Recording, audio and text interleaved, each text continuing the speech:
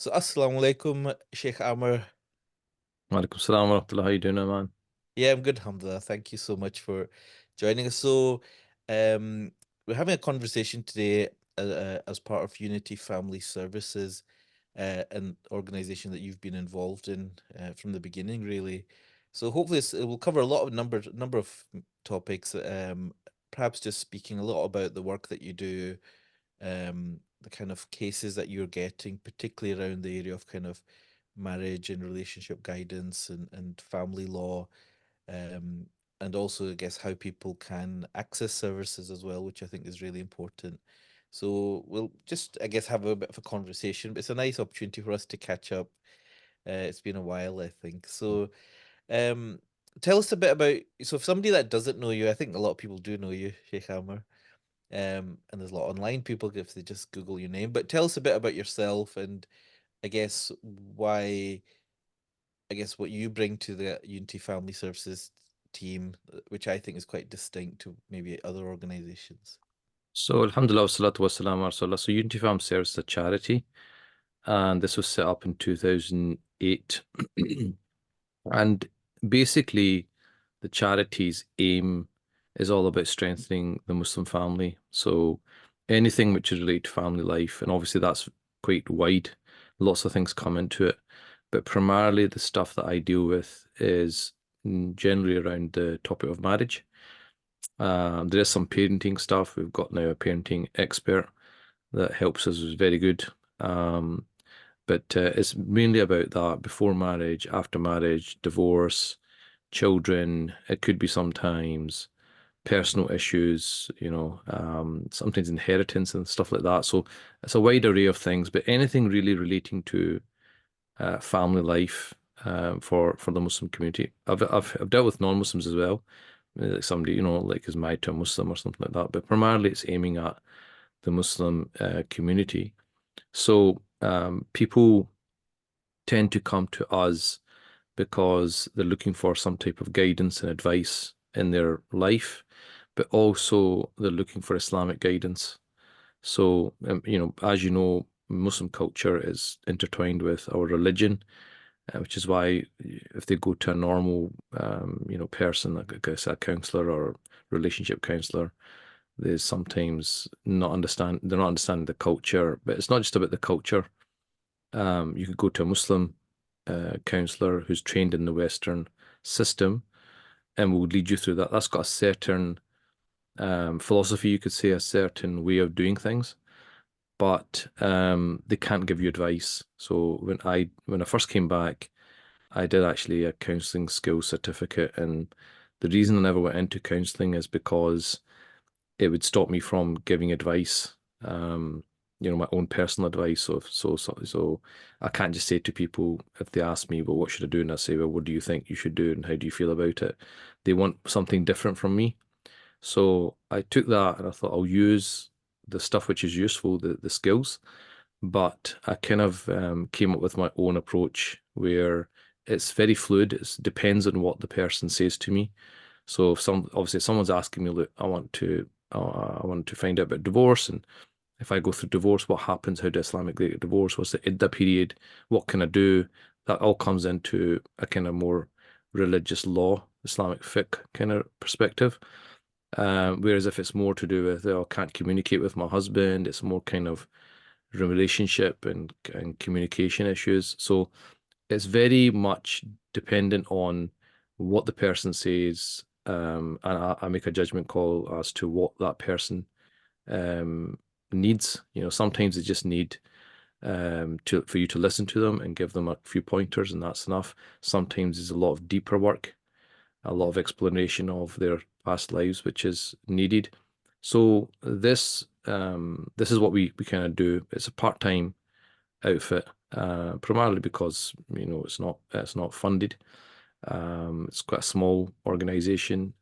Primarily, most of the one-to-ones I do, there has been people that have helped in the past. And we've been doing this since 2008, so it's almost 14 years now. And in that time, there's been all sorts of different cases that have come to us. Yeah. Now, it used to be, obviously, it was for Scotland, Scotland-based charity. But as the word gets out, I mean, it's a free service. It's not costing people anything, although we do ask people to donate. But then people started contacting us from England. Then I started getting, requests from the Middle East, from Canada, from America, from Australia. I had a call from New Zealand. So, it's marriage and family issues is not something specific just to Mm. us. It's very much universal.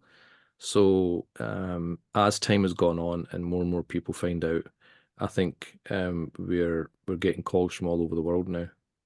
Why do you think? Because I think that's certainly a trend that I've heard about with Unity Family Services. Why do you think it has become more international? Because you would have thought, well, there must be similar people or organizations in those localities that people would access.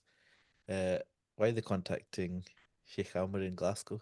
I think it is because um in a lot of respects in those kind of places they can go to a counselor, right? So the general kind of feeling is, okay, we've got an issue, let's go and see a counselor.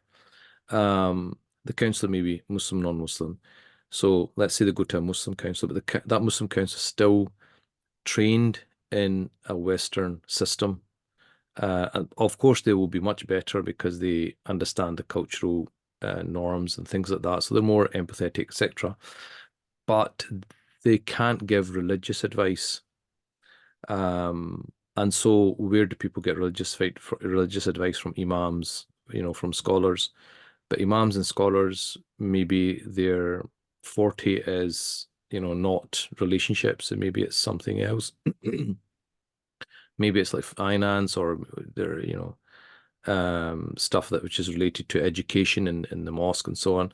So when they can get general advice, but when they want something very bespoke, very specific, very much to them, it needs somebody who's going to give them time, a one-to-one time, and people are obviously very busy. So to get that one-to-one time, to sit with a person, listen to their issues, and then give them something that they can take away with. I think that's one aspect. Another aspect I think is often what's happened is people have gone to counselors. So, they've been to counselors, they've been to other people, and then they've come because it's not worked. So they're maybe looking to say, okay, will I get something different this time from this person? Can they give me something different? There's that aspect. And also, I think it's also confidentiality. Mm. So I remember when we first started out, that was a bit of an obstacle to get over. I used to get people saying, "Well, how do I know, is this confidential? Is it not?" I don't get those kind of requests anymore because I think the reputation now is there that what you say is confidential, right? I mean, it's not going to get back to your husband or your family or, as you know, the Muslim community is a small place. People know each other. But because people can contact me through the phone, I don't see who they are. They can give me a name, not give me a name. It's not really my concern. It's just like you're just there to give them advice. I think they want a place where they can get confidential advice. And I think just like the word has got out that this is what I do and I've been doing it, and word of mouth, isn't it? So if you deal with somebody and they say, okay, that was helpful, they'll tell someone else, look, you're going through a similar problem, go and speak to this person. So I think it's just word of mouth as well. So I think that's Yeah. also part of it. Yeah, no, and these are maybe some areas that we'll maybe come back to because I think these are really important things. But one of the things you mentioned earlier, one thing that I think is unique is obviously you've specialized during your Islamic studies on family law, particularly. Then I remember even you were studying abroad, and even before you kind of moved back to Scotland, you kind of extended your studies to specialize in this area. Um, can you just kind of tell people a little bit around what kind of what you specialized in, and because I think that is partly what makes people the service unique. When people contact you, they're looking for, it's a whole host of different things, because I've been involved over the years, suddenly saying, well, I need am I divorced now or not, or am I like, almost, fundamental issues about child custody, or is our marriage still valid or not, or a lot of these kind of, and it's usually quite complex issues. So tell us a bit about what you did to prepare so that you could be able to offer that scholarly advice Yeah, beyond the so counseling advice. Yeah. yeah, so during my studies, as I was getting towards the end of my studies, you start naturally thinking, okay, I'm going to be heading back to Glasgow in a couple of years' time. What am I going to be doing? What do I want to do? Do I want to be an imam? Do I want to do this? Do I want to do? You're going through all the kind of things that you want to do, and I had an interest in family law, and even when I studied at university, that was something that interested me, family law. So Because you've got a law degree as well, isn't it? And then you went and studied your Islamic yeah, sciences. so I did a law degree, and I remember family law always, was interest. I was always, I found it really interesting, and there's different areas you can go into, specialize. So so I know some people that went to Islamic finance, for example, very lucrative. Could have easily gone in, and people were saying, "Why didn't you go into that?" But it just didn't, it wasn't of interest to me because okay, we can come up with halal mortgages, which is a service, absolutely, it's absolutely needed, but it's not going to hold our community together, society together. The society is held together through relationships, through families, through marriages. If that disintegrates, then you're going to have a whole host of issues, and this is known statistically now. Stable families prevent all sorts of social problems. Um, and so I was looking at that okay, this is an area which I think I can serve, I can offer something to the community. So what I did was I sought advice from some of my teachers. This is what I want to do when I get back. And they told me, look, well, you need to study the family law, Islamic family law in more depth. So I studied a number of the schools, just so I can have enough variety of opinions to really help people.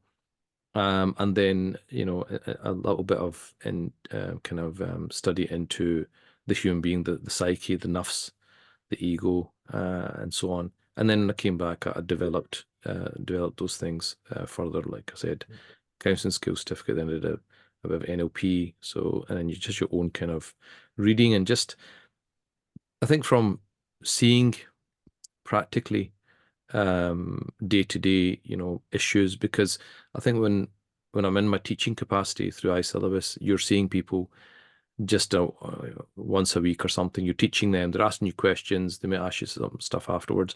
But when somebody comes to you with their personal issues, they're opening up a chapter in their life which you would never know. So it's all kind of the stuff behind closed doors. So it gives you an insight into what's happening in people's lives. And I think that was very eye-opening for me because I started to see things. I was like, oh my God, I didn't know this. I didn't realize this. I would never have thought that. Then you start thinking about how do we kind of, how do we deal with this now? Going forward for the health of our own community. And there's a definite need because, one of the committees given me some of the stats. So you've been contacted. I think this Unity Family Service has been contacted over nearly 1,000 times since 2008. Last year was about 170 times. So I was looking at that. That's probably about 14 inquiries a month, or 3 or 4 per week. So I guess the growth, is increasing, and the need is increasing. I was wondering, Sheikh, if we could, it'd be helpful to speak through like an example from A to Z, or of a typical case. Not, well, not, there's probably no typical case, but a case. Um, what kind of happens from the point where somebody contacts Unity? Because I know there's a lot of process to maintain that confidentiality and privacy, to the point then when you'll give an opinion and then have engage in kind of a conversation, then there's kind of a follow-up after that. So could you give an example, or whether we take an example of somebody inquiring about, they're having marital issues, or they want to divorce, or there's some other, you know extramarital affairs, etc., those kind of things. So somebody goes to the website first, isn't it, usually, and puts in an inquiry, either via email, or there's a contact form. So what happens from then? Can you just take us through that Yeah. journey for this case until you get involved and what happens? Yeah, so we have an email, info at unityfamily.co.uk. So people just email that and just say, look, I want an appointment. Then they are given a set of questions, just basic questions, your age, where you're calling from, what the main issues, and are told to complete that and send it to me at my email. So only I actually see that information. Nobody sees it. I'm the only person that will see it. So it's completely confidential. That then gives me an opportunity to kind of mentally prepare. I'm like, okay, this is a divorce case, or this is a inheritance case, or this is this. Okay, this is what it is. And then in the past, what I used to do is, I used to delegate when I had a more of a team. Issues which I thought other people can deal with, I would give it to them, and the stuff I would deal with myself, which I felt I needed to deal with. And these days, it's more or less myself that's doing it. But it helps me prepare, because what I found, because remember, because we've been doing it for so long, we've kind of learned over the years. I'm a lot older as well, so you learn things with age. Certain things come with age, certain things come with maturity. But I've tried different models. I've tried and tested lots of things over the years. So I've come up with a formula now which works for me and I think is effective. So by doing that and not having a cold call, the issue with a cold call is you don't know who the person is. You have to get all those details anyway. And then you could spend an hour and they're just telling you what's happening. Yeah. And then you have to say, well, our hour's up and you haven't Yeah. got anywhere. So by doing this, Yeah. Just to say, sorry to interject. I mean, it's very similar to, I obviously work in the health service, you know, people usually if have a referral form to fill in, either somebody referring or they fill it themselves.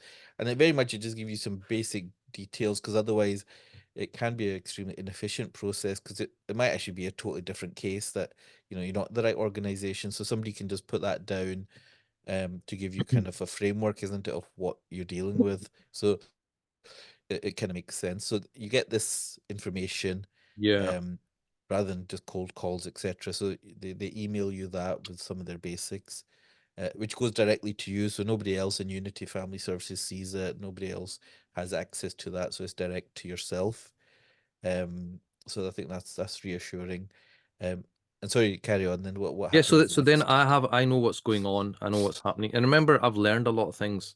You make mistakes. I remember at one point when it was kind of, relationship issues like communication and things like that, I knew they would need maybe several weeks of support. I said, look, it's better you see a relationship counselor, give details. But then people were saying, but if I wanted to do that, I would have went there anyway. I want to speak to you. So I've learned a lot over the years. So now I just leave it open. It's just like, okay, what's the issue? Whatever it is, okay, Bismillah, let's just have a conversation. Let's see where it goes. And see if I can actually help here. So um, we have a call. We have arrange a call. For those outside the UK, we just use Zoom. Um, and again, it's up to them if they want to put the camera on. They don't want to put the camera on. We leave it completely to them. Same thing with the phone. You want to put a withheld call number, no problem. People don't do that, but I'm just saying it's completely left to them. And I have a kind of rough idea of how long the session will be. But if I feel that we still need to do some more, I will then just go with the flow. So basically, just tailoring the advice all around that person and their circumstances. So it's very much one to one. No two answers are the same. And so through that, I've obviously dealt with different cases. I remember in the early days there's quite a few which people had been married a few months and they were getting divorced, and I was just like, this is not good, for our community. And that actually led me to then develop a pre-marriage program, and then I developed another program for married couples, which I made now available online through my website, almergmail.com. And that's more kind of the preventative work that, helping people, you know, giving them the skills that they need to make those decisions and not fall into the kind of common traps that people do, unfortunately, early in their marriages. And so that's that kind of stuff. But most of it is centered around marriage problems, people having marriage issues, different, again, some people had married a couple of years, some people had married 30 years, and everything in between that, different types of relationships, cross-cultural, all sorts of things. And so it's really just whatever comes at you, you kind of deal with it, with no kind of assumptions, stop making assumptions because Yeah. people come out with things which you've never thought of. Yeah. And how, do you have a rough idea, like how often will you be engaged in a case, or in an inquiry? Is that usually 1 or 2 sessions, or that can be quite a lot? What's the kind of Usually it's one or two ballpark? sessions, because what I'd say is, look, I'll give advice. I'll say, look, okay, we'll come up with an action plan. This is what we want to do next. And then it's about, okay, go away and do that, and then come back. If things are not better in 6 months, whatever, come back and we'll review how you got on with that plan. Um, so it's very much like that. It's not the conventional 1 hour, a week counseling for 6 weeks. That's not what I do. It's more kind of, okay, getting to the heart of what the issues are, giving some sort of strategies, and then letting people go off and do that and come back. And some people do come back more often than others. They need a bit more support. Others they're just looking for that kind of direction, or they're a bit confused, or they're a bit not clear where to go. So I'm giving them, okay, these are all your options. These are the considerations you need to have with these various options, and let them go in that direction. Yeah. Um, And do you find, are people coming to you at the early onset of their problems, or is it when really things are, right in the death throes of the relationship? Like, yeah, I think unfortunately most people come when things go wrong. And that's, just the way human beings are. They think they'll be fine, nothing will happen to them, or things will be fine. But that's where the online programs are there to kind of prep them. So inshallah they don't fall into these issues. But they come, when usually when there's some sort of desperation, or they try to make things work themselves, or the families have got involved and they're not getting anywhere. So they're coming at that point, and reaching out. yeah. And what's your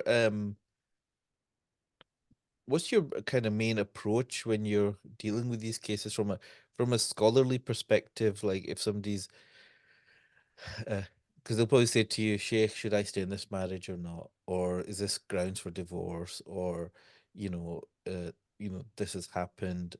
I mean, how would you kind of approach it? Do you have a kind of structure or process as a scholar, how you kind of approach these cases? What are the things that you're weighing up, etc.? To Because it's quite individualized Mm. advice and answers that you'll be giving. But from your perspective, over the years, what's your kind of approach to um when somebody comes and seeks your help? I ask a lot of questions. So I ask them a lot of questions, because when they say things, I'll challenge them myself. So why are you saying that? So then they stop and they're like, why am I saying that? So you're getting them to think.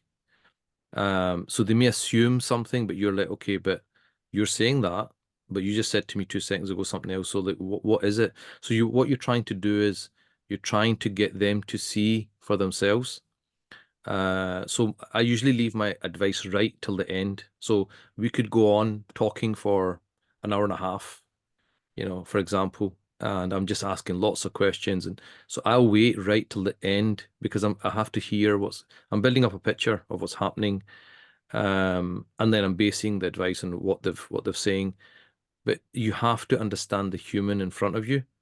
So you have to understand where they're coming from, why they're saying it.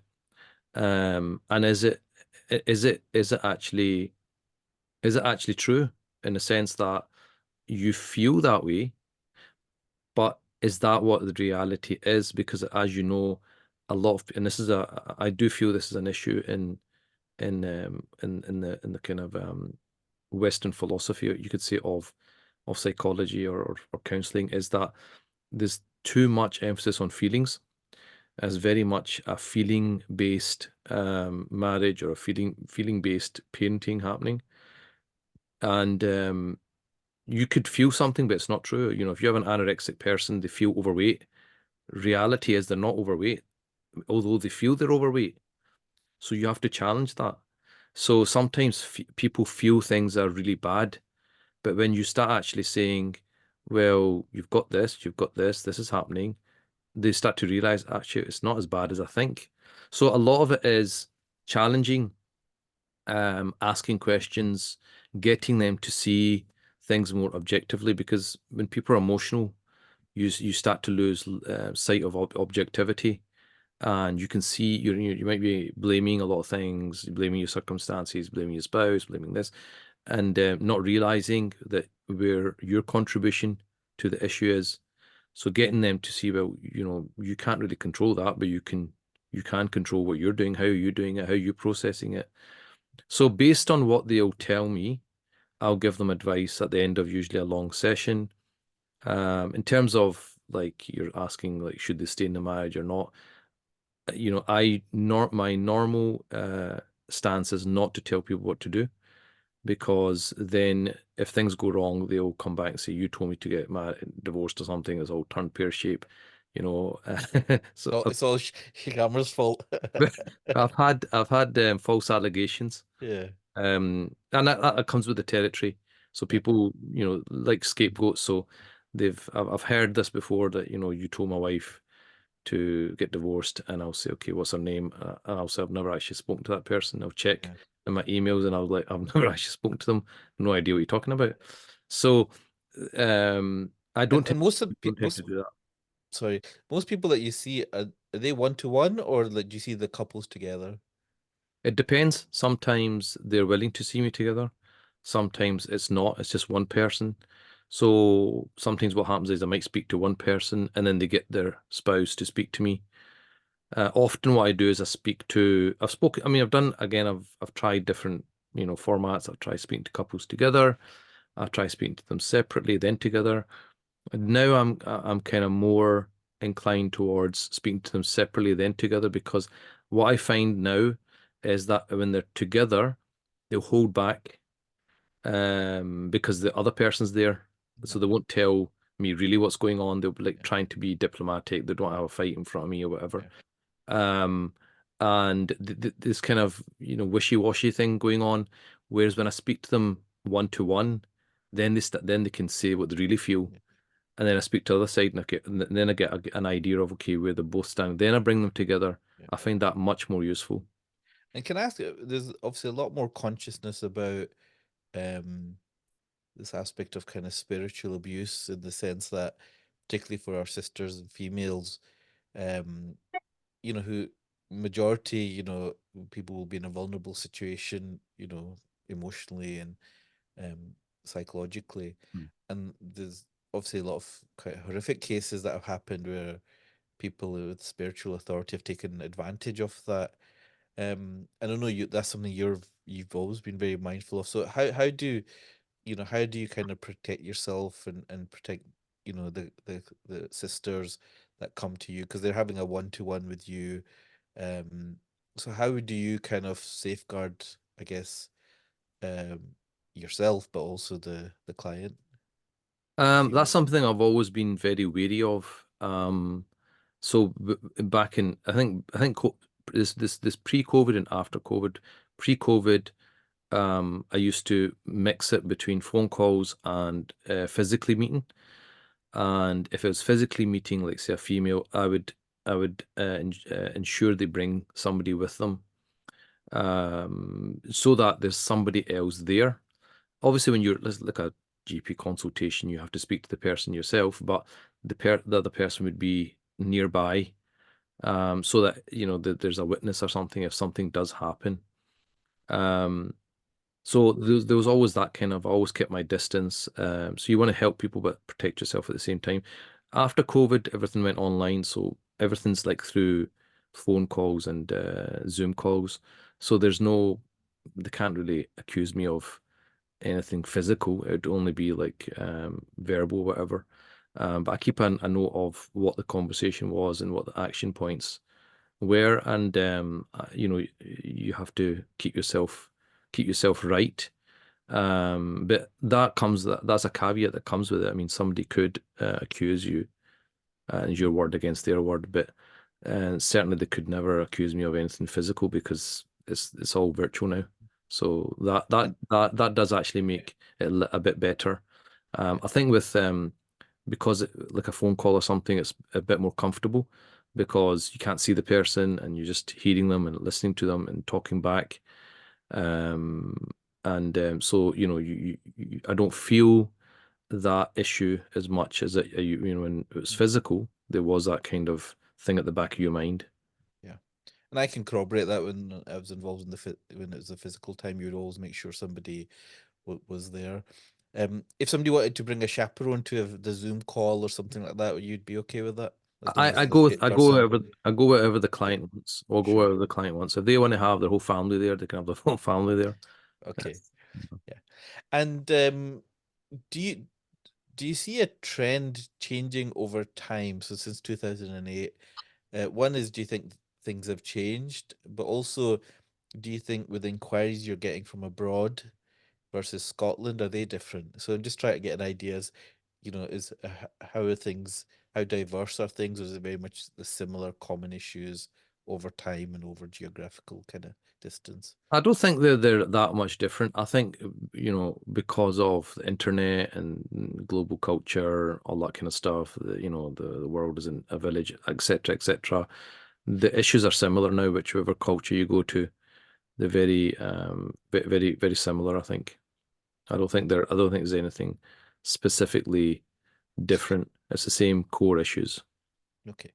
And I'd like to get your thoughts on two types of kind of relationship issues that certainly I've been mindful of. So one is somebody's newly married and they're having issues, so they contact you, within 2, 3 months. And I remember you always told me this anecdote from one of the wedding caterers in terms of how long these marriages are lasting. So one is that kind of really early, and should people stick it out? Do they need to give time to adjust, or if it's not working early on, maybe it's not the right thing. And the other thing, if you could comment on, is it's the other kind of thing that we notice maybe 15 years into the marriage or 10 years, or 20, and the kids are kind of growing up. And then people are saying, well, actually, I don't feel there's a relationship here. And I want, usually one party wants to, Mm. um, leave the relationship. So can you comment on those two, and what advice would you give in both of these scenarios? Because I think that is something that is um, particularly a challenge, I think. So what's your kind of experience of these I think the two first one types of cases? I think the first one with the younger and they're kind of having problems straight away. I think again, um, that's where I developed that pre-marriage program because that is more to get people in the right frame of mind, to prep them, to know what to expect as well. I think if they're going with unrealistic expectations, you're just waiting to have a fall. And just general, just be people skills, how to get along with, how to, get along with people and what to say, what not to say, all that kind of stuff. Um, so I think that is probably for the younger lot, they just need a bit more, a bit more prep. They've grown up in a culture where it's very much image based, so social media, Instagram, selfie culture, etc. So they have these ideas of perfection. I mean, it's just the environment that we're growing up in, pumped into them. And anything less than perfection is not good enough. So making them understand that look, marriage is an imperfect process. You're imperfect. I've got this line, you're an imperfect person, you're going to marry an imperfect person, have an imperfect marriage, right? So if that's your expectation, then things go up and down. You're not going to be too bothered. But if you're like a perfectionist and you're looking for the perfect wedding, everything's got to be not a flower out of place. you know, everything's got to be perfect, the perfect honeymoon, the perfect marriage, the perfect this, the perfect that, you're going to have a hard time, because perfection is only for God, and perfection exists in the next life, not in this life. So it's getting people to see life for what it is. Look, you know, if you go you know, for fishing or something in a lake, and you're looking for a particular type of fish, but that's the long lake, you're going to be disappointed. So if you're going to go into a marriage looking for things which don't exist or not are going to exist, you're just going to frustrate yourself and you will be unhappy. So I think it's getting them to realize those things. And also there are certain things that we don't realize about ourselves until we get married. And that's what become very clear to me, that especially our kind of upbringing, our childhood traumas, all of that starts to come out in marriages. Because the relationship is, you know, as you know, the Quran says we're garments for one another. The marital relationship is a very close relationship. And anything when it's close, it's this friction, right? And this is divine. This is divine. This is Allah subhanahu wa ta'ala has designed us like this, that you're going to bring these two people together. There's going to be friction, and that friction starts to bring out stuff which maybe you're not even aware of, because there's never been that type of friction to bring it out. And so then the challenge is when these things come out, okay, what, you know, you're supposed to have good character. So all these things that come out, your anger, your frustrations, whatever it might be, this is all about, well, how to navigate that so that you improve your character, which is why the Prophet emphasized the best of people are those who are good to their families. This is where the test of character comes. Your kids come along, same thing happens. People struggle. You know, sometimes they have a difficult child, right? It's what that child brings out in you, and then how are you going to behave with that child? You see, so this is what I was talking about before. The feeling-based marriage is a big problem, because if they're feeling good, they're fine. Once they're feeling not so good, they want out, or they want things their own way, or things are not good enough, right? But we're not supposed to run our lives based on feeling. If you're not feeling like going to work, do you just say, "Well, I don't feel like going to work. I'm not going to work"? No, Yeah. right? You go to work, isn't it? Um, the baby is crying. I don't feel like getting up to feed the baby or change its nappy. Tough. No one's asking you how you're feeling. Do what you've been asked to do. So it's almost like you have to understand what is your role, and what is God expecting you to do in that role. Is God expecting you to shout and scream at your spouse? No. To shout and scream at your children? No. To lose the plot? Right. To jump up and down? No. Right. To give the silent treatment, to go around with a face made all day long? No. Right. So these are things which we have to understand. It's not about how you feel. It's about what is expected of you as a spouse, what is expected of you as a parent, um, in the sight of God. So I see that very clearly with marriages, and also what you're saying about the 10 years, 15 years, because by that time, what happens is all of that stuff has come out now, you see. All that stuff has come out. And if we don't know how to deal with that, that's when it causes problems and you start to drift apart. And it happens so slowly that I call it emotional distancing. It happens so slowly. It's like that drop, isn't it? You don't notice the drop, but give it 10 years and it becomes a lake. That's what happens. It just keeps happening slowly, slowly, slowly. You can't really put your finger on anything's major wrong, but then after 10 years, you're like, well, there's nothing really here. And so you end up with a kind of very bland, formal marriage where you just talk about kids, you know, and we're not at each other's throats, but we're not really like jumping up with joy to see each other either. It's just a very kind of bland, you know, just keep it going kind of marriage, which is a lot of cases are like that. Um, so I And how, think that, how yeah. do you kind of safeguard against that? Well, this is where the programs that are developed are there to talk about all these kind of things, so that people are more prepped, so they don't, hopefully they don't get into that. But if you do get into it, then how do you rectify it as well? There are ways of rectifying it. Yeah. So I think a lot of it is down to just lack of skills, people lacking the skills of knowing how to make a relationship work, not understanding the opposite gender, men not understanding women, women not understanding men. So getting into, well, how do women think? How do men think? What are they actually communicating to you? How to get the best out of your spouse? All that kind of stuff is really important. If you want to have a good marriage, if you want to have a bland, average marriage, fine. But if you want something a bit more, and you want something which is going to be fruitful for your children as well, that's important. And also, I've noticed that the impact of parenting is massive, and I think this is a really key area. We're fortunate enough to have an expert who's got 30 years experience and is very, very good. I've seen her deal with really difficult situations and turn them around. But the parenting I see also in the marriage, because the way the children have been parented has a direct effect on how they become or how they behave as spouses. And then they do the same thing, they parent their kids and how they were parented. So I think that's another massive like point. If we do not get our parenting right, we're going to have big problems. Yeah. And that has changed a lot because just the world's changed in the last 30, 40 years because of the internet.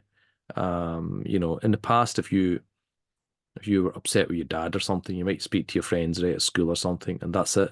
Now you can go online and speak to a whole community of people. You can WhatsApp. If that happened on Saturday, you'd have to wait till Monday before you could speak to somebody, to your friends at school. But that time you've probably forgotten about it. But now you're upset, you can go upstairs to your room and WhatsApp to your friends who are the same age as you. They have no more experience than you do, and they're kind of going to give you the advice that you're already thinking. So, that reality you have to realize. We have to then adapt our parenting skills according to what's happening in our lives at this present time. And I think that's one of the kind of the evolution that I've seen within Unity Family Services is going from that just relationship, the husband and wife, to actually the family unit, and particularly around the parenting side. I mean, what do you think are the kind of common things people are contacting you about in terms of the parenting or with the children? What are the issues that you know parents are having? I think, when bad behavior like drugs, not like running away from home, violence, self-harm, got a girlfriend, don't believe in God, maybe sexual issues. They think that they're a different gender, that kind of stuff. So all sorts of things which tend to happen when they're teenagers, because when they're young, you can't, it doesn't really manifest. It comes up in the teenage years. So, but alhamdulillah, I think, I don't think there's any case that's come which through our parenting expert we've not been able to help in some shape or form. So, alhamdulillah. And just as we kind of come towards the end of this particular discussion, um, clearly there's a massive amount of demand, and you're, you know, global now, you're international superstar. Now that you're global and a lot of demand from everywhere. I was wondering why are you free? So that's one question. So why is Unity always decided that you're not going to charge for services? People can obviously make donations, and that's where the majority, I think, your day-to-day is running. Mm. Because, most, if you go to many kind of relationship counselors, etc., they might charge between 40, 60, 80 pound an hour for, a bit of advice.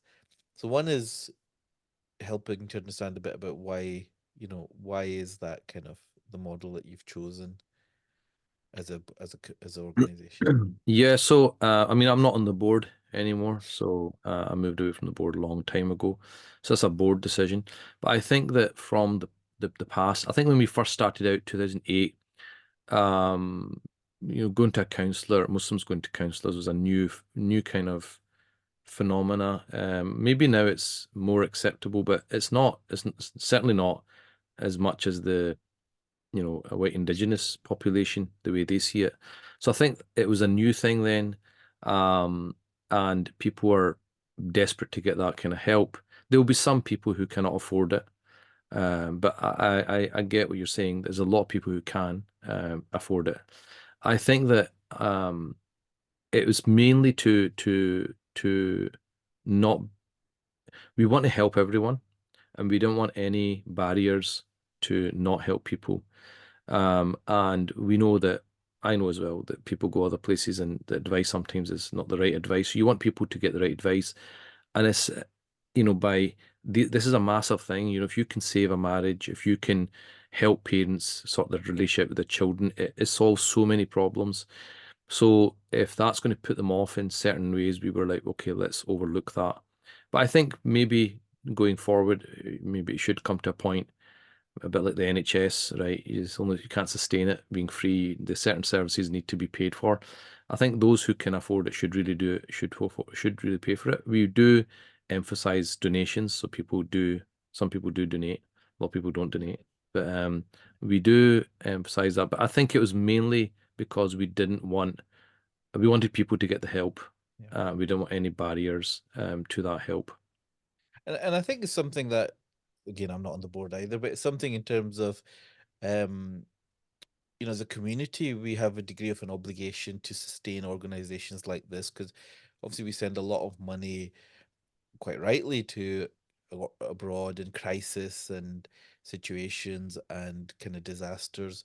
But sometimes the less glamorous stuff, which is the bread and butter of our daily lives and our family lives, not just in terms of in relationships, but our children's and future generations, is something almost as a community we should be supporting. And so even if we don't use the service, people, there's always ways of donating, monthly, or standing order, or just donating every so often.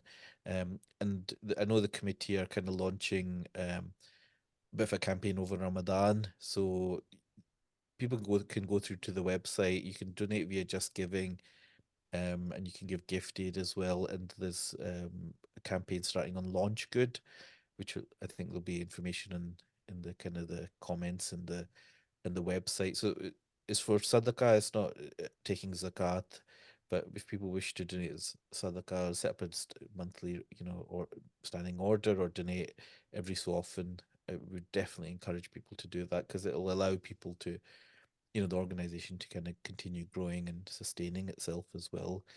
Um, and the latest information around Unity Family. So the website is www.unityfamily.co.uk. The email address that you mentioned is info@unityfamily.co.uk. There's also on social media, Instagram and Facebook, so people can follow a lot of the things that are happening. And you've kind of, just as we conclude, kind of the organization's branching out into lots of different other kind of workshops and programs. So you've done kind of adolescence and parenting workshops in the past. I was looking on the website, it says meditation, nutrition, dementia support, menopause workshops as well. And there's more coming up later on this year as well. So I guess it's a nice thing to see, is that it's taking a very much a holistic approach to things. So, Sheikh, just as we conclude, I mean, what are your kind of final thoughts and messages to people, and what what advice would you give to families, as that are struggling, or just even to sustain, or to maintain a happy family life? What's your kind of advice as we kind of conclude today? I think the thing is, it is normal to expect issues. If you look at the Prophet ﷺ's life, it's not like he had no problems. If we know there was domestic disputes with his wives. So, and he's the best of creation. It's a human thing. So human beings, this is going to happen, and it's by design. Allah subhanahu wa ta'ala has made that by design. But it's a real test of your character. How you are in your marriage and how you are as a parent. That is a um, defining like kind of measure of you as a human being. It's not your it's not your public persona. It's not what the people in work see of you, or people see you in community work, right? That's all in the public. But how you are in the home is the real you. And so when you have issues, it's like, can you be patient? Can you be humble? Can you control your anger? Can you say kind words when you want to scream and shout? Can you smile, to make other people happy when you don't feel like smiling? That is the challenge. That is the challenge of marriages and parenting and families. And that's why the the emphasis the Prophet ﷺ said was the best of you is the best in their families, because that's the mark of how good you are as a Muslim, how good you are as a human being. And remember, we're going to be held accountable the day of judgment. Like when you give zakat is supposed to be given to those closest to you first. Then, if there's no need, then it goes out, and it kees going until it covers the entire world. So the most needy and closest to you are the first people supposed to give you zakat. The same thing with marriage. If you look at the Prophet ﷺ, he was told to preach to his family first at the very early of the da'wah, right? Go and preach to your family first before you go out. So everything starts from your inner core, which is your spouse and your children. On the day of judgment, right, before Allah asks us about the great bake sale that we did for Gaza and all the other stuff, which is for other people, He will ask us about these relationships first. How are you with your parents? How are you with your children? How are you with your spouse? These are the people we're with most of the time, and we're going to be held accountable for how we behave. So this is something which is critical not only to this life, it's critical to our afterlife as well. And it's in our best interest, you're going to be on this earth for 60, 70 years. Why wouldn't you want to work at such a large part of your life and make it as good and happy as possible? Happiness is not going to fall out of the sky. You know, if you want to get fit, you have to hit the gym. No pain, no gain. It's not going to fall out the sky. You can't take a magic pill, which a lot of people try and sell online. Take a magic pill and you'll lose weight. It's not going to happen. Marriage is the same. No one's going to come along and make your marriage better. You have to do it. But you have to get the skills to do it. And if you work at it, there's no pain, no gain. If you work at it, you'll have a happy married life. You work at it, you won't get the results. It's as simple as that. Unity is there as a place where you can come and get some help, get some advice, get some pointers, but it's up to you then to act upon that, because not everyone that comes and gets advice acts upon it, because they might be just wanting advice which suits them. But when it doesn't suit them, they're like, oh, I don't really like that, because we all have egos and we all like to do things. We all like things on our own terms. Life doesn't work like that. You don't go to work and say I work, on my own terms. You don't tell your boss, well, I don't really feel like doing that. Can someone else do that? And I feel like watching a movie right now. I'll do. You don't do that. You don't work. You don't go to work on your own terms. And so, um, the same thing with marriages. You don't go into a marriage on your own terms, right? You work as a team. So when you're at work, you've got to work as a team. Sometimes you feel like doing something, you don't. You have to just do it. Same thing with marriages. You've got to. You don't feel like doing it. I feel like lazing about and being a slob. But is that what's required of me? No. What's required of me is to get up, go and speak 10 minutes with my children and whatever it is, engage with them. So you do what you have to do, what you expected to do, not what you want to do all the time. And it's the same thing with when we go to work. When we go to work, you might not be in a great mood, but it's funny when the boss calls, all of a sudden your mood changes, your voice changes. Oh, hello, yes, how are you doing? Absolutely fine. So when the boss calls, it's funny how we can fix our mood, but when it's a spouse, oh, I've had a hard day. It's about you, it's about me, not about the other person. But when the boss calls, funnily enough, you can put yourself in a better mood. So that shows that you can do it. It's just effort, and people a lot of the times just don't put the effort in. So these are the kind of things that we need to kind of bring to people's attention and give them some simple strategies to get on with it. And absolutely, and I think I would just add it's always better to get help sooner rather than later, before it hits breaking point. And there's definitely no shame in getting help if you need it. Obviously, people try things themselves, and there's a lot of self-help stuff out there, which is good, and trying to put that into place. But if it's not working, or it's more complicated than that, then there's an avenue here that you can access. So please do reach out to Unity Family, info@unityfamily.co.uk, the website unityfamily.co.uk. Um, and hopefully there'll be more conversations and more activity as well in the coming time on the social media channels, because I think there's certainly a recognition from the team that, you know, the more conversations we have, the more it'll help our community, and the stronger our community is, then that's something that we all need at the moment. But if things are not good at home, then, you know, tackling a lot of the wider issues that we're facing as Muslim communities is definitely going to be a lot harder. You know, if you're struggling at home, you're not going to be productive, you know, in other aspects of your life as well. So Jazakallah khair, Sheikh Amr. Um, one other thing I was just going to ask you, so how long do people need to wait if they do contact you? How is it, a same day service? Is it 6 months? Is it how long on average do people need to wait when? It can vary depending on obviously caseload, but within a week to 2 weeks, you know, they'll get an appointment. Sometimes it's quicker depending if there's nothing much happening, but it's usually within a week or two. Unless, for example, if I've gone Umrah or something, you know, then obviously they'll have to wait. But usually between a week and 2 weeks, inshallah.